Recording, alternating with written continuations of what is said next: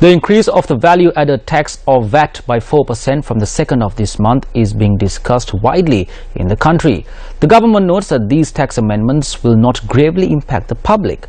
However, the opposition alleges that this is an additional burden to the general public.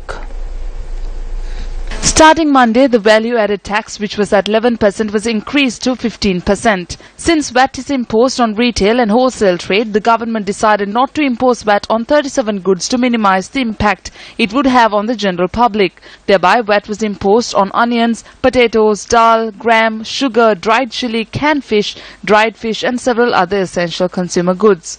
As the VAT concessions on supply of telecommunication services, import or supply of telecommunication equipment or machinery, high-tech equipment including copper cables for telecom industry and the supply of healthcare services was removed, prices in those sectors increased.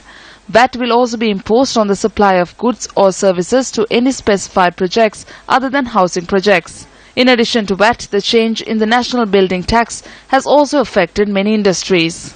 Retail and wholesale trade with a turnover of more than 12 million rupees will come under VAT.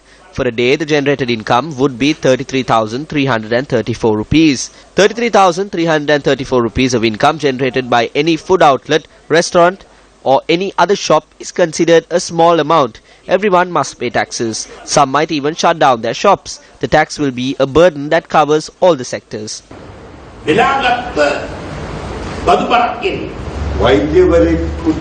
According to the way it is mentioned, if a patient purchases medicine from a hospital or gets admitted to a hospital, VAT will be charged on the whole package, including medicine.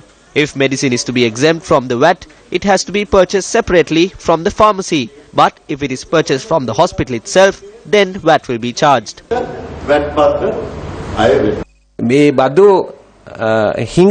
When we collect tax revenue, we have three sources. One is the customs, second is the inland revenue, third is the excise department.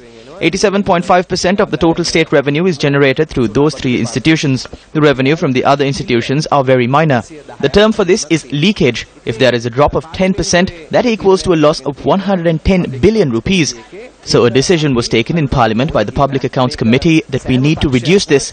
It needs to be mentioned that this is a joint effort being made by all parties.